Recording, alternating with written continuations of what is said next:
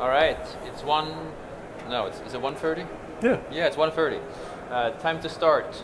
My name is Bjorn Svensson, and with me today is Jonathan Uline. I'm one of the product engineers on the JavaScript API, and John. Yeah, I'm a software developer on the JS API. So he'll answer all the tough questions, and I'll take the easy ones. Cool. And today we're here to talk to you about sketching, specifically drawing and interacting with the map and creating something on the map. So first off, I want to talk about sketching and drawing in the API context. Sketching to us and drawing to us, or I should step back. Drawing and sketching kind of have a similar meaning, right? They're synonyms in most contexts. At the API level, we have a tool called Draw, which is single-handedly responsible for interacting with the view and basically returning XY coordinates from interaction with the view, whether that's clicking the view, dragging the view, rotating the view, anything like that. It's a tool that gives us what the user was doing to the map at any given time. Using that draw tool, we can then create geometries based on that. And what sits on top of that is something coming out next release called the Sketch Widget. The Sketch Widget under the hood uses the draw tool to create graphics for users to play around with on the map. So I'm going to show 4 demos today. Some of them are pretty simple, sort of like Hello World, this is Sketch, this is Draw, to kind of give you a better idea contextually of the difference and which one you would rather use for your application in the long run.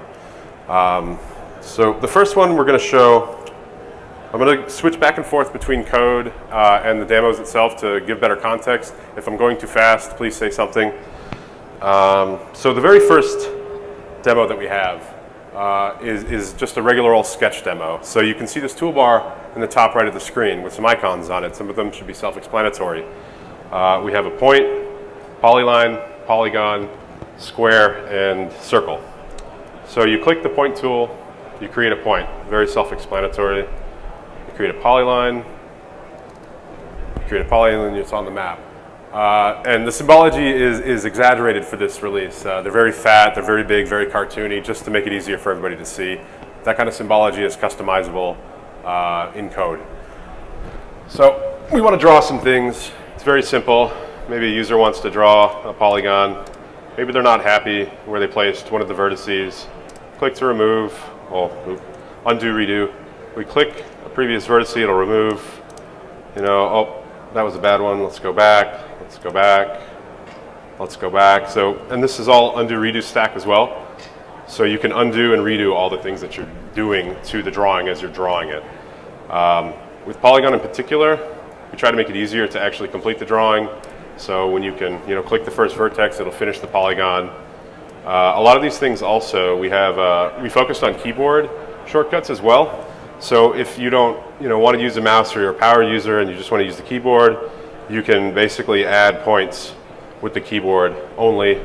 You can complete the drawing using the keyboard. All these shortcuts are exposed in the documentation. They're customizable.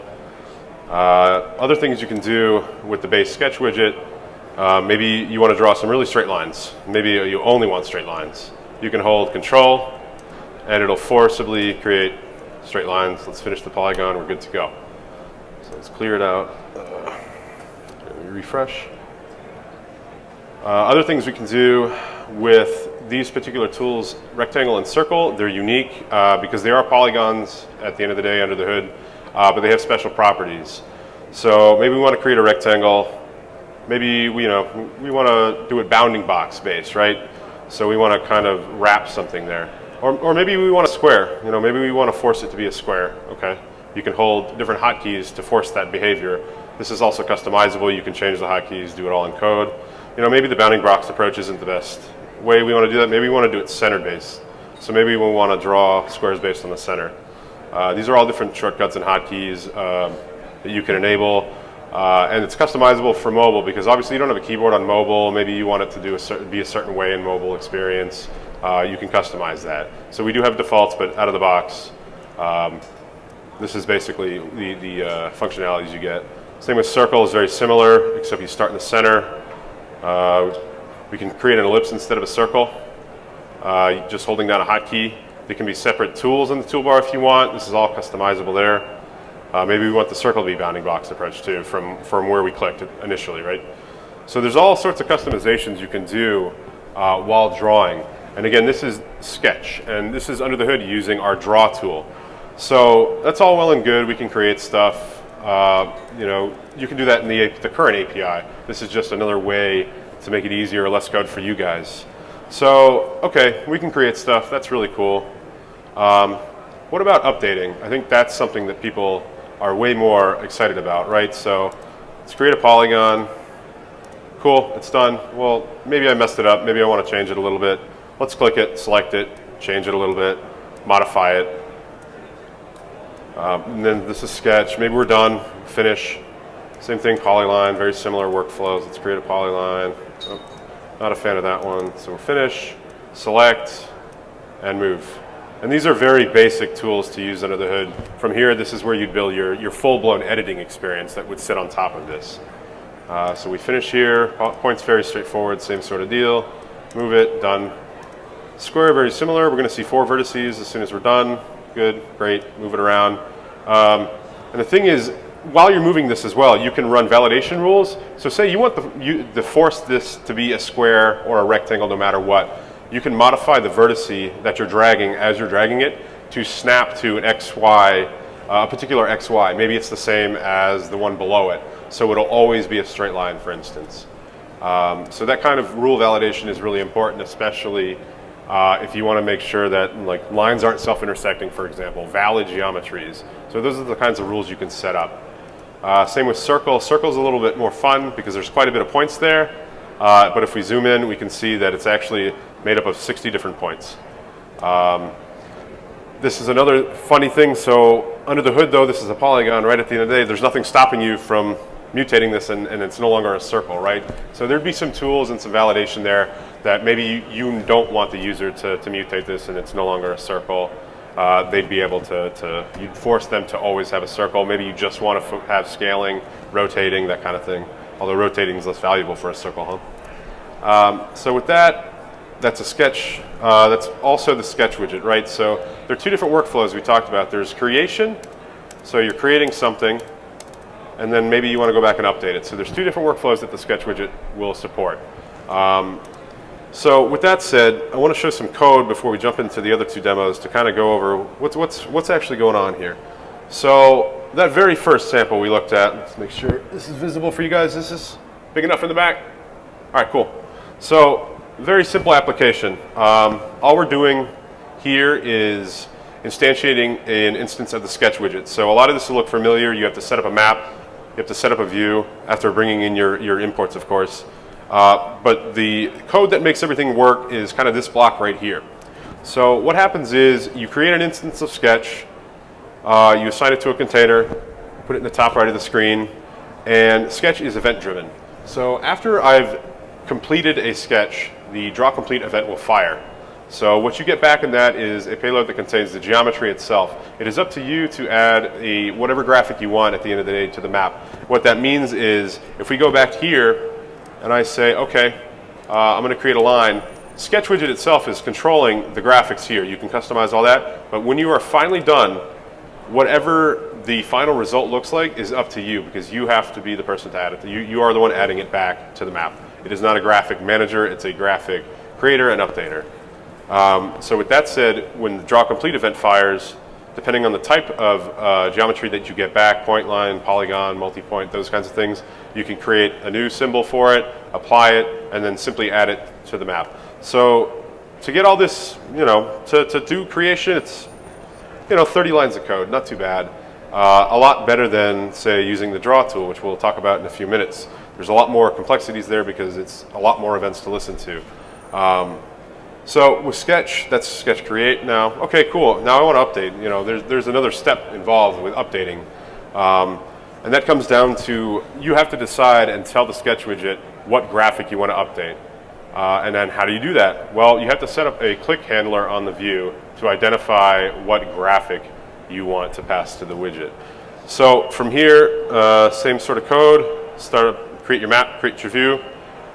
Here we're creating some variables outside the view.then scope so that our functions below have access to them. This might be done, in a widget eventually or application level, but we need access to these three variables outside of the then scope. So here we create our sketch widget, and at that point we're going to set up our click handler. So what is a click handler? Well, the click handler is something that will listen to a click event on the view and then do something. So when you click on the view, it's going to fire this event. You're going to pass the event to the hit test. The hit test is something that will tell you, yeah, there was a graphic under there where you just clicked. I'm going to give you information about the graphic. So here we see, oh, okay, well, there was a graphic. We have some layers. We found a graphic in there. If we're already editing a graphic, we don't want to do anything. We don't want to mess with what Sketch is doing. There's no, and that's important because handlers can interfere with each other very quickly. If you have a bunch of very similar event handlers, it's very easy to get lost in what everything is doing at once. So if we do not have a graphic that we're already updating, we want to disable the click handler because, again, we don't want to interfere with what Sketch is doing. Sketch has its own event handlers. It's listening to making sure you're clicking graphics, clicking vertices, dragging, and we just don't want to interfere. So from here, we're going to save a result to the graphic that we just clicked. And this is update graphic. From here, we're going to remove the graphic from the view because Sketch doesn't manage that. It's up to you to manage what the graphic looks like at the end of the day. And we're going to pass that graphic to sketch.update. And at that point, other workflows are going to take place. So what happens up here, this is probably the most important part here.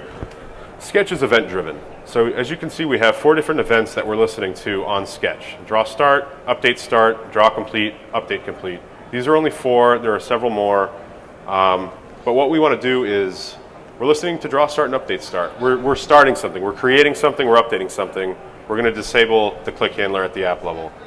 And until we're done drawing or done updating, then we'll re-enable the click handler down in the add graphic method. So add graphic is very similar to that first demo where we're taking the geometry from draw complete or update complete, creating custom symbology, whatever you want it to look like, and then adding it back to the map. We're clearing our reference to whatever we were just updating at the app level and reinitializing our click handlers. So this is about the amount of code you would need to get creation and updating with the Sketch widget. So really quick, back to, now we're going to talk about what the Sketch widget is built on top of, and it's something called Draw.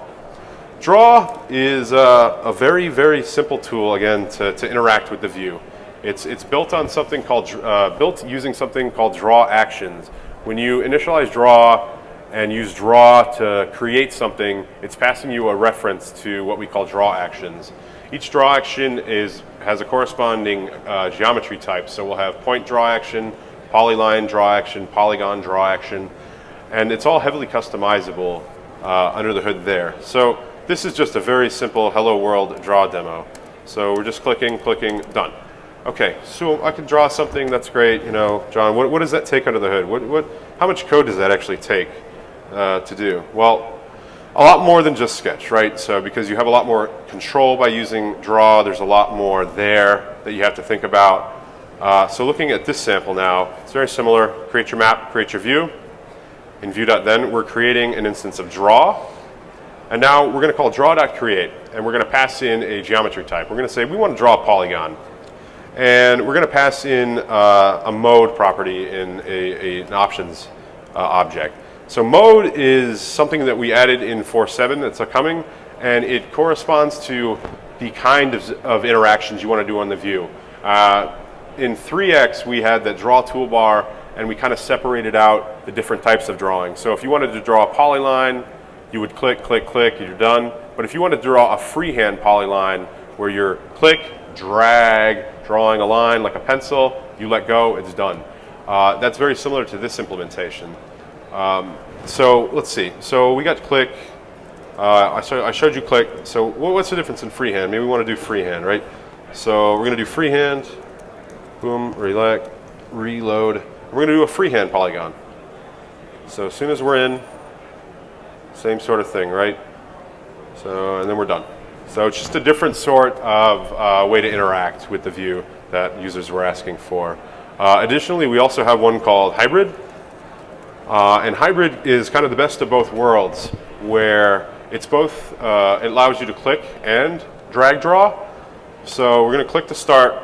It's going to be attached to your cursor. That's all well and good. But now I want to click and drag. And then you let go, and then you can still do both.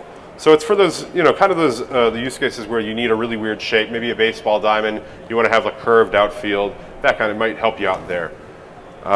So with that said, going down and looking at the events that the action has, there's quite a few events here. We have vertex add, vertex update, vertex remove. Those correspond to when you're clicking the map, you're adding a vertex. There's workflows where you can remove a vertex. So I showed earlier where you can click a vertex to remove it. And vertex update would be, an example would be snapping. You want to override what the current vertex is returned from action, and you want it to snap to the nearest line. You're using Geometry Engine to find the intersection. You can override it there. Draw complete as well, and then undo redo. Undo redo is something that we're focusing really heavily on to make sure the experience is cohesive, because some of our editing stuff in 3x, you can only undo redo certain things, and it gets really confusing on what's actually allowed and what's not, and it's not heavily customizable.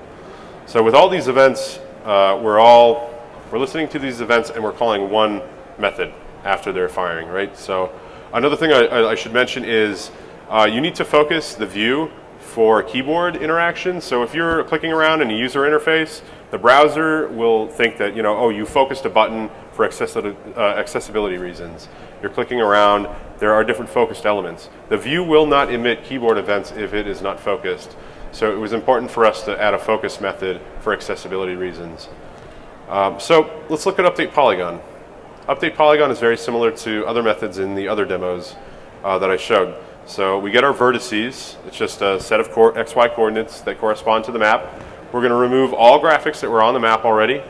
We're going to create a polygon using this utility module called sketchutils. Sketchutils is nice because it makes sure that you produce a valid polygon. So valid polygons means that the first and last vertices have to be equal. The polygon cannot be counterclockwise, and the polygon cannot be self-intersecting. If it is, you have to use the Geometry Engine simplify method to make sure that it's going the correct direction, it's not self-intersecting, and it's actually valid, so then you can run other Geometry Engine processes. So from here, we create our polygon, geometry, we're creating a graphic, and we're adding the graphic to the map. This is about all the code you need to use draw. So that's cool. So we have draw. Sketch is built on top of draw. Sketch is a little bit more complex than draw as far as the capabilities provided to you, but draw has a lot more flexibility and customization if you want to do your a full-blown custom editing or drawing solution. So that's cool. We see that. We're going to look at another demo that kind of utilizes draw on top of the hood to be a little bit more realistic and real world. So say I want to make a measurement widget or a measurement application using the tools that we currently provide. You can use the draw tool in the 4.6 API to accomplish what I'm about to show you.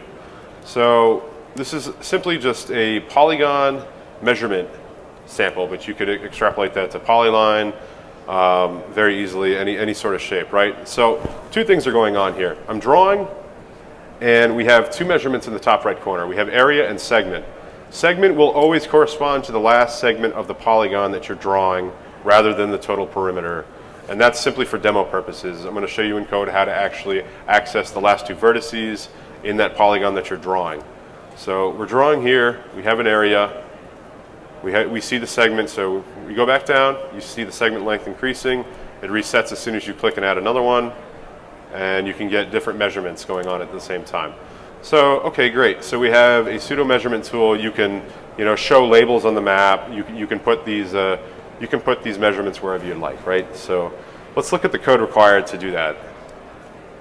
So aside from setting up all the CSS for our display container on the top right, these are the module imports that are required. So we're going to bring in draw. We're going to bring in sketch. All the usual suspects, graphic, map view. We're going to bring in Geometry Engine to do the actual measurements, and we're going to bring in our relevant symbols and geometries. So we create our map, create our view, add our UI, to the top right of the screen. And this is where the magic happens. We're going to create an instance of draw. And we're going to create a reference to action that we have for later.